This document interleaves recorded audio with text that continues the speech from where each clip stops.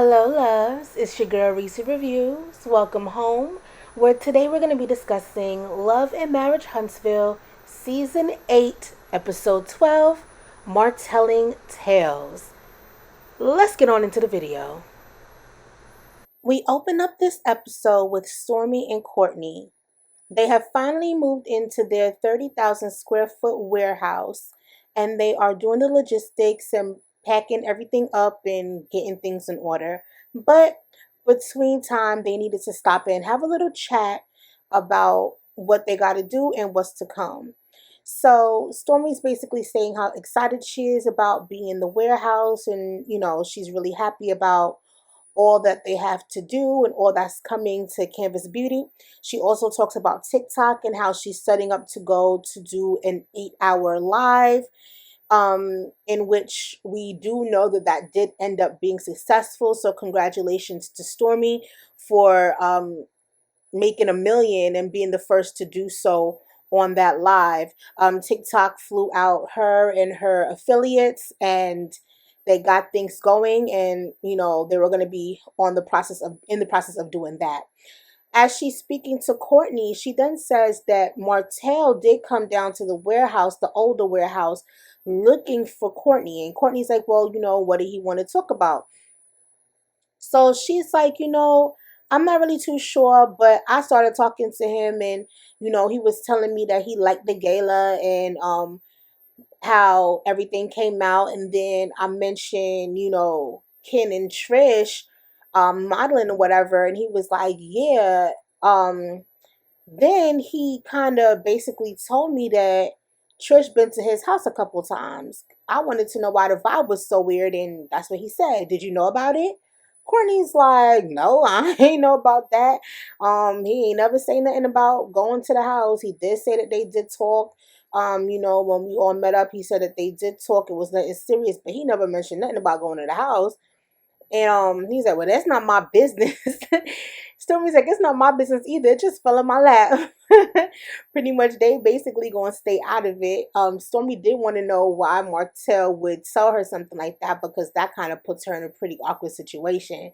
So we're about to see what actually happens with that coming up. But basically, Courtney has to do some runs. Stormy's getting stuff together. Courtney does drive trucks. And he does do the transitions with the products or whatever, transporting them to wherever they need to be. So they end up going their separate ways. Let's go on into the next scene. In this next scene, we see Martell, who is in his robe without a care in the world. There's a ring at the door, and guess who it is? It's Destiny. So he invites Destiny over because he wanted to kind of go over what happened between his meeting with Chris, Sunni, and Moses the other day. Soon as he comes in, he's asking her, how she's doing. And she immediately goes over to the counter. She's like, I need some of this. And he's like, some of what? Some of this wine. And he's like, it's too early for you to be drinking wine. She's like, I need it. They sit down. He's making himself some coffee and he pours her the glass of wine. He asks her how she's doing, how Law is doing. She's like, Law's good. Her father did have a scare, and so he's getting better, and her son is living his best life. She shows a picture of her son to Martell, and he's like, yeah, he looking so cute. He looking just like his uncle Martell. And Destiny's like, we're not gonna do that. And obviously, like, Martell, why do you keep insinuating or making suggestive comments as if you guys have done something? Like, you already know the beef, the shade, everything that's going on between Destiny and your ex-wife. So why would you continuously egg that on? But again, Martell actually thrives off of drama. He immediately goes to telling her, don't get mad at what I'm about to say. She's like, what? And that's when he breaks the news that he was actually showing his home to Moses and Sunny along with Chris. And she's like, oh, okay, money over friendship, got it. And he's like, what? And she's just basically saying, like, she doesn't understand why a man that she was with, who lived in another state, wants to take his current wife, who she knows personally, and move the both of them to the state where his ex once lived. So Martell is like, well, what you think? You think he want to see you again? And He's like, I know you guys had something going, because he was talking about, the business that he named after the kids you guys were supposed to have. And she's like, he said that? Then we go to a flashback of Sunny. Sunny's basically saying, yeah, he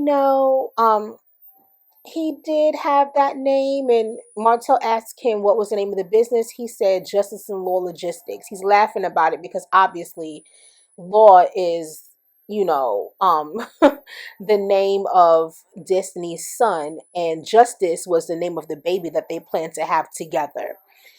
And that was explained by Sunny. So this whole narrative again of her just being a fly-by-night, not so. You don't sit up and plan fly-by-nights. You don't plan babies with fly-by-night females that you just do and they get on the plane and go home. Not so, not the case. Not so, not the case. They were planning to have a family, and Sunny said so herself. They were dating, and they were speaking about having kids together. So if this man was not serious about her and she was just some type of loosey goosey that he was able to pop in and pop out of town, why the heck would he name a business after her son and a future child that they plan to have together? You plan to have kids with side chicks? You planning names with your side chick? You planning names with your jump off? Absolutely not. Ask any man if they're planning families, naming their businesses, going the long haul with somebody that they just doing. It's not happening. So this whole narrative that Sunny's trying to do with the whole downplaying stuff, this is why I don't like it, because you can acknowledge that they dated, but then now you want to minimize her importance in his life. It was important enough for him to name his business after the children he wanted with her. She was important enough for that. So, I mean, don't get me wrong. I'm not saying Sunny's a bad person. I'm just saying every single time Sunny speaks about Destiny, she's trying to lower the importance of what he held. Mind you, they're married now, so now Sunny is the importance. And that's factual. That's actual factual. However, don't try to minimize the role that she played during the time that she was in this man's life. And you're trying to minimize it because you knew her and you knew the vibes. Like, it's just crazy to me. Like, I don't know, but this whole trying to downplay it like that Destiny never ever mattered to this man is crazy, because he has a whole business. And you said it yourself, oh, when they dated, they had this great name for this business, but it's okay. We'll make more LLCs. Okay, girl. Okay. Anyway, Destiny finds it crazy that this man will be talking about her in the presence of his wife, talking about the business and all that stuff in the presence of his wife, when she shouldn't even be a topic of conversation. And that is, again, factual. There is no reason why Destiny should be the topic of conversation while you guys are looking for a house for yourselves. Why is Destiny being brought up, period? But it's a TV show. They want to ask questions about his past relationship with Destiny. That part I get. But basically the conversation, even if the conversation that they had, was about other things, the topic of conversation came up about Destiny. And instead of Moses being the one to explain, Sunny was the one to explain. So obviously Sunny knew the importance that Destiny once upon a time had in this man's life.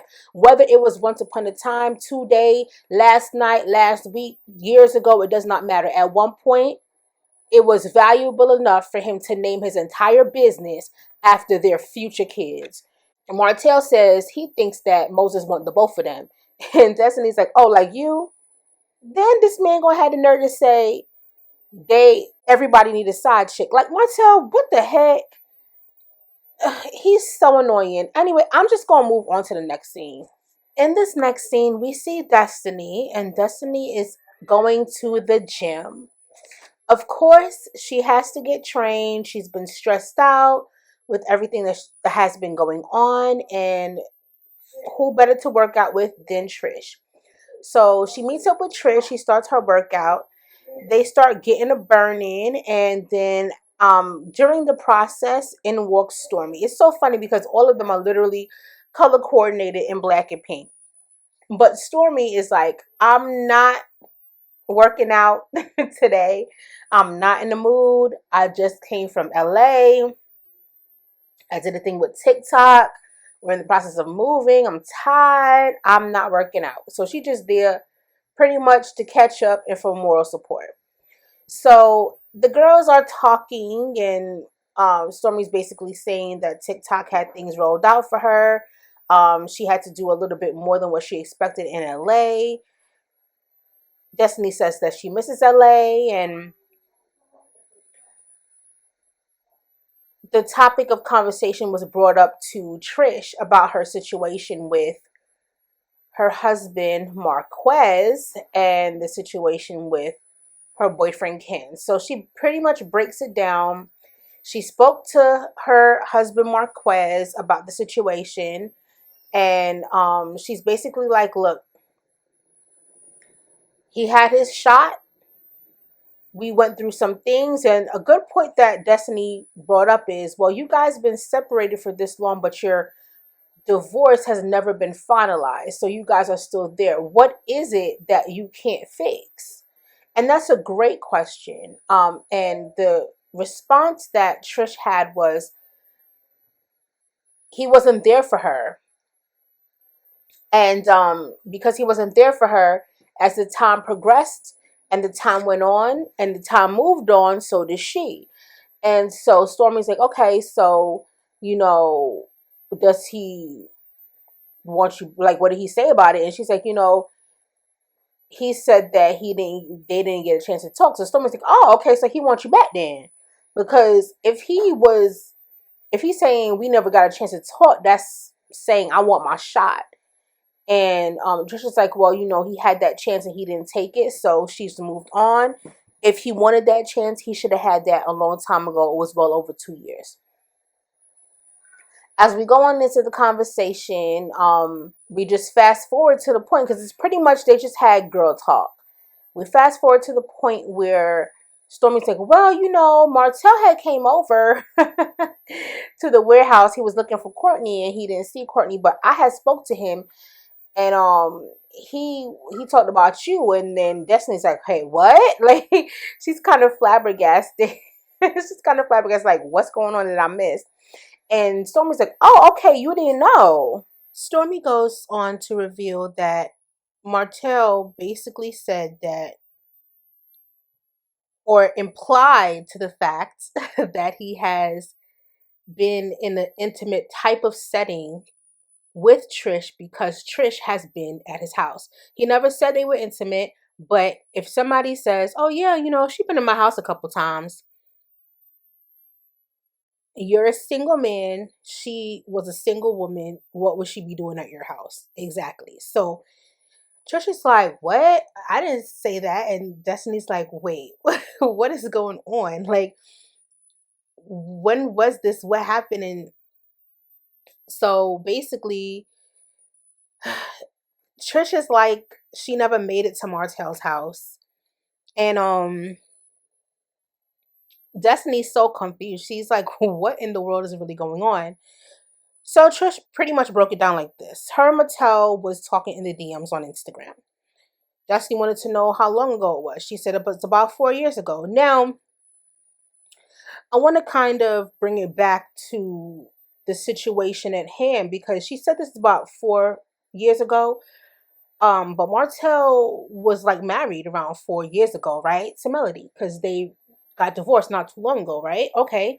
But then let's also take into consideration that they did do a flashback into where Stormi had asked her when was it that they were talking, and Martell said, don't give a time frame. So she said, oh, it must have been before Zaria or a little bit after. If I'm not mistaken, isn't not Zaria her daughter? Isn't your daughter like 10? But you said now you're saying this happened 4 years ago. See, this is why people don't really believe Trish like that, because her story, she doesn't say the whole thing at the time when it's supposed to be said. She's being very vague. And That's not cute. Like that flashback just did not put it in a good light when he's like, don't give no time frame. Because what are you hiding, Martell? Why she can't give a time frame? But at the end of the day, Martell, right now, Martell is a single man, right? But Martell has been playing single while he was married to Melody. He's been playing single while he was married. He's been playing single. He's been playing boyfriend. He's been baby daddy. All these things during his marriage to his wife. Well, now ex-wife. So I'm not surprised. But then again, with Trish, it doesn't put her in a good light because it makes her look very cheap. Because she as well was also a married woman. But then she puts 20 on 10 and says, well, I would have had no problem saying that I slept with him. If I did, I would have said, yeah, I did. And, I slept with the Joker. And even if I did sleep with him, we're adults. Girl, really? So Destiny's like, are you going to go ahead and tell Ken that that's what he's saying? And she's like, yeah, she's going to have to because she doesn't know why Martell would bring this up or why he would say that. I don't know why he would say it either. But the fact that he did say it and the fact that it's true, she's denying being at his house at this moment. We don't know if she's going to confess to being there later. But she, at this moment, is denying that she's been in his house. At this moment, like I said. At this moment, she's denying being in this man's house. But then she pulls it back with well, if I did, then yeah, okay, girl. It just means that you did. But yeah, we'll see what happens with that. But yeah, moving right along, the funny part about it is the name of this episode is Martelling Lies. Here goes Destiny with the okay, here we go with Martell telling tales. So that's how they came up with that. That was a good one, Destiny. Keep them coming. All right, let's move on to the next scene. In this scene, we show up to a closed Blaque. Seems like Blaque is closed, and we see Marsau and Tisha. Tisha goes to meet him in his closed establishment, and she's asking him how he feels. He pretty much runs down that how they are people like within the church that's not too far by, and people within the community that do not want Blaque to be open. He basically puts it all on the fact that they had an event, they had parking issues and things of that nature, and that caused an uproar. He didn't really delve too much into the situation, but at the end of the day, that's what he said that happened, and these people tried to get him closed down, and they closed him down a few hours before an event for homecoming. And if you don't know, in certain areas, wherever it's a college town, homecoming weekend is like a big thing. So that's where your money maker is really going to be, especially if you're in an area where there's a popular college. I know that mostly like PWI institutions have homecomings, but it's never, in my opinion, as big as the HBCU homecomings. So whenever there's an HBCU homecomings, we come out in droves, celebrities come out. This is the best time for clubs, lounges, bars, those places to get the most money. So for them to be shut out a few hours before, like I could definitely imagine. Tisha wants to know, well, why don't they just go somewhere else since they're not appreciated in that community? Why don't they just go somewhere else? And Marsau's like, absolutely not. I'm not having anybody run me out of what I have. I'm not letting anybody run me out of my space. Like, we built this. We're putting money into the community. We're building up. We're helping. We're doing this. We're doing that. Why should we be the people to run away? And I really agree with that. Like, if that's where you're from, that's where you live, why should you run to a whole nother location because some people are giving opposition? So I completely understand his thought process. But at the same time, you could always build, if you have the ability to build elsewhere as well, in addition to, then there should be nothing wrong with building a place. Like, they live in Alabama, right? So I'm guessing they could probably build something in Atlanta, build something in Tennessee. They can still build in those areas in addition to what they already have in Alabama. Because at the end of the day, real estate, what people don't understand about buying properties is real estate. It's all about the real estate. Real estate is key. And if you have real estate, you'll never be poor. Um, that's just what I believe. Some people don't, but I mean, I've seen the proof in that. Um, so that's what I say in regards to that. But they basically say they're not letting nobody, put them out. Tisha's riding with her man as she should. And yeah, that's pretty much what that scene was about. I'm not even gonna go into it too much. Let's just move on to the next scene. In this final scene, we see Trish, and she is home preparing dinner from takeout containers, and Ken is coming into the house. So Ken is a truck driver and he does loads. So sometimes he's away for a few days driving, and he states that when he's away driving, he feels like he's driven for days and he just misses Trish. So he's excited to be back. They sit down and they start to eat, and he starts to ask her, you know, what happened while I was gone? I know that you had a conversation with your ex. How did that go? She says that it went okay. He said, you know how y'all could be. I hope it didn't come to anything, too much. And she's like, it almost got there, but it didn't. He's kind of upset because she did speak to the kids and ask for the kids' blessings in regards to being, married to Ken, which of course her kids did agree. And she said that her ex is, salty about that because he feels like there's a lot of unspoken things that were not resolved within their relationship. So, Trish brings up that he was upset about the whole Father's Day thing, into which his daughter Zaria referred to Ken as her dad, saying that her dad drives trucks and loves to eat steak. Ken said that, in Marquez's defense, he would feel really bad if, that's what happened and the shoe was on the other foot. However, he's stating that had Marquez been a stand-up father and been very active in the kid's life, then he wouldn't have to worry about feeling like anybody's trying to take over his position as their father. He asked Trish, how did it go with working out with Stormi? And as soon as he said that, I was trying to figure out what was Trish about to say. So you guys remember just a short couple minutes ago when we spoke about how she said she was never in his house. Well, that didn't really last too long, because now she admits that she was at Martell's house. They were supposed to go to the gym. They didn't quite make it there because she kept trying to grill him on the situation he got going on with Mel, because it was fresh, because she had her situation with her husband. Lady, you still have a husband. You still have a husband. So you're still going through with your husband because you still have one. At this point, Martell is divorced and you're still married. So when you were speaking to Martell, meeting up with Martell in the DM, talking to Martell in the DM, and using working out as your excuse to go meet up with Martell, both of y'all must have still been married. Because now Martell has been divorced, and this is before you and Ken, which you claim you and Ken only been together for 2 years. So that means that Martell and you were both married, and you're trying to grill him on getting together with Melody when you not getting together with your husband? Okay, make sense. So Ken is pretty much like, hey, with this situation going on, whenever you don't tell me things, it gives people ammunition to use against me because it's something I don't know.